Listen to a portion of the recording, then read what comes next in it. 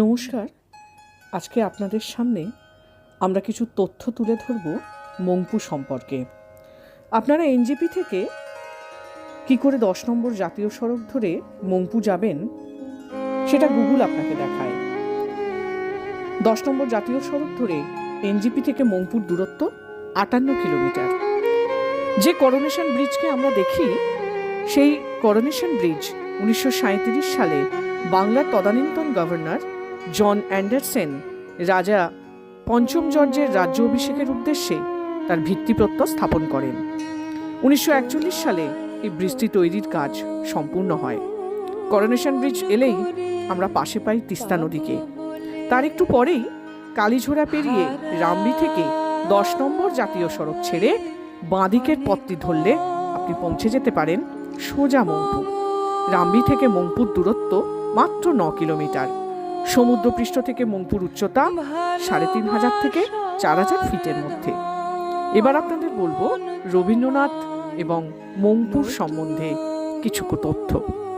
রবীন্দ্রনাথ ঠাকুর কালিম্পং এবং মংপু মিলিয়ে মোট 4 বার এসেছিলেন 3 বছরের মধ্যে। প্রথমবার ইংরেজির 1938 সাল 21শে মে, বাংলার 1345 বঙ্গাব্দ। দ্বিতীয়বার আসেন 1939 সালের 14ই মে, বাংলার 1346 সালের 30শে বৈশাখ। তৃতীয়বার একই বছরে অর্থাৎ 1939 সালের 12ই সেপ্টেম্বর, এবং চতুর্থবার আসেন ইংরেজির 1940 সালে 21শে এপ্রিল, বাংলার 1347 বঙ্গাব্দ 8ই বৈশাখ, অর্থাৎ মৃত্যুর ঠিক 1 বছর পূর্বে। তখনকার দিনে রবীন্দ্রনাথ কিভাবে শিলিগুড়ি থেকে মংপু আসতেন এ সম্পর্কে দুটি মত আছে।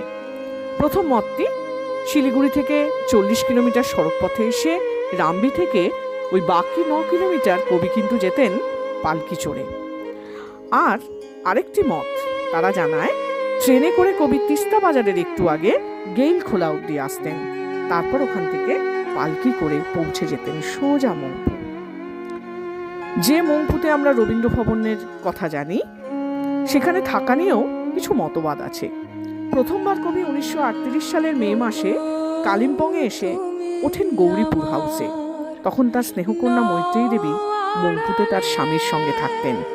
মৈত্রেয়ী দেবীর স্বামী মনমোহন সেন মংপুর সিঙ্কোনা ফ্যাক্টরির চিফ কেমিস্ট ছিলেন। মৈত্রেয়ী দেবীর আমন্ত্রণে কবি এসে হাজির হন মংপুতে। মংপুতে এসে সিঙ্কোনা ফ্যাক্টরির যে সুরেলা বাংলো, কবি সেখানে ওঠেন। 1938 সালের 21শে মে কবি সুরেলা বাংলোতে বসেই লেখেন বিখ্যাত ক্যামেলিয়া কবিতা। জুন মাসে 6ই জুন তিনি সুরেলা বাংলো ছেড়ে মৈত্রেয়ী দেবীর বাসভবনে এসে থাকেন 2 দিনের জন্য। এই সুরেলা বাংলো থেকে মৈত্রেয়ী দেবীর বাসভবন মাত্র 3 কিলোমিটার উচ্চতায় অবস্থিত। কবি মৈত্রেয়ী দেবীর বাসভবনে এসে লেখেন নবজাতক, সানাই, আকাশপ্রদীপ, ছেলেবেলা, জন্মদিন ইত্যাদি গ্রন্থের বেশ কিছু রচনা। মৈত্রেয়ী দেবী নিজে ছিলেন সুরেন্দ্রনাথ দাশগুপ্তের কন্যা। সুরেন্দ্রনাথ দাশগুপ্ত নিজে একজন অধ্যাপক এবং রবীন্দ্র অনুরাগীও বটে। বরাবরই তাঁর সঙ্গে রবীন্দ্রনাথের সম্পর্ক খুবই সুসম্পর্ক। বাবার সঙ্গে অল্প বয়স থেকেই মৈত্রেয়ী দেবী রবীন্দ্রনাথের কাছে যাতায়াত করতেন। একজন লেখিকা হিসেবে তার লেখা নানা গ্রন্থের মধ্যে নহন্যতে এবং মংপুতে রবীন্দ্রনাথ খুবই অন্যতম। চতুর্থবার রবীন্দ্রনাথ যখন মংপুতে যান, সময়কালটা 1940 সাল এবং 25শে বৈশাখ, অর্থাৎ কবির জন্মদিন। মংপুতে পালন করা হয় কবির জন্মদিন। কবি জন্মদিনে টেলিফোনে জন্মদিন কবিতাটি পাঠ করেন এবং আকাশবাণীতে সেটি সম্প্রসারিত হন।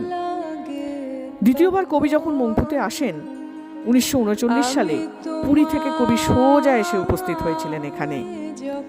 রবীন্দ্র ভবনে আপনারা গেলে দেখতে পাবেন রবীন্দ্রনাথের আঁকা বহু ছবি এবং রবীন্দ্রনাথের ব্যবহার্য প্রচুর জিনিস। 1940 সালের 25শে বৈশাখ কবির জন্মদিন যখন পালন হয়েছিল, তখন কবির বয়স ছিল 80 বছর। 1940 সালের সেপ্টেম্বর মাসে গৌরীপুর হাউস থেকে কবি কলকাতার উদ্দেশ্যে যখন রওনা দেন, মৈত্রেয়ী দেবীকে কথা দিয়ে গেছিলেন আবার কিছুদিনের মধ্যে ফেরত আসবেন মংপুতে। তড়িঘড়ি তাই কবির সমস্ত জিনিস মংপুতে স্থানান্তরিত করা হয়। কিন্তু দুর্ভাগ্য, কলকাতায় এসে অসুস্থ হয়ে পড়েন কবি, দেহত্যাগ করেন। সাধের মংপুতে কবির আর ফেরা হয়নি, কিন্তু রেখে গেছেন তার 2টি ভালোবাসার জিনিস, একটি ক্যামেলিয়া এবং সপ্তপর্ণী গাছ অর্থাৎ ছাতিম গাছ। 1901 সালে শান্তিনিকেতনে এই ছাতিম গাছের তলায় 5 জন আশ্রমিককে নিয়ে ব্রহ্মচর্য আশ্রম তৈরি হয়েছিল।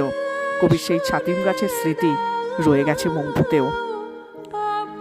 ভারতবর্ষে রবীন্দ্রনাথের প্রচুর সংগ্রহশালা আছে, কিন্তু 1944 সালে মৈত্রী দেবীর এই ভবনটি প্রথম রবীন্দ্র সংগ্রহশালা হিসেবে রবীন্দ্র ভবন নামে প্রতিষ্ঠিত হয়। আপনারা রবীন্দ্র ভবনে গেলে দেখতে পাবেন ওখানকার কেয়ারটেকার শিশির রাউতকে, যিনি একজন রবীন্দ্র ভক্তও বটে। ভবনের ভেতরটি তিনি আপনাদের ঘুরিয়ে দেখাবেন। আপনাদের অনুরোধে চাইলে গান শুনিয়েও দিতে পারেন, বা রবীন্দ্রসঙ্গীত তার গলায় আপনারা শুনতেও পেতেন পারেন। ভীমরাও রাউত ছিলেন রবীন্দ্রনাথের পালকি বাহক। শোনা যায় তিনি এই শিশির রাউতের পূর্বসূরি। আজকে যদি কেউ দার্জিলিং থেকে বা এনজিপি থেকে মংপু আসতে চান, তাহলে জোরবাংলো হয়ে 3 মাইল বস্তি হয়ে মংপু বাজার হয়ে দেখে নিতে পারেন মংপুর রবীন্দ্র ভবন। একদিনের জন্য ঘুরে যেতে মন্দ লাগবে না। রাস্তায় দেখে নিতে পারেন সুরেলা বাংলোটিও। যদি আপনাদের এই তথ্যগুলি ভালো লাগে, তাহলে চ্যানেলটিকে সাবস্ক্রাইব করুন।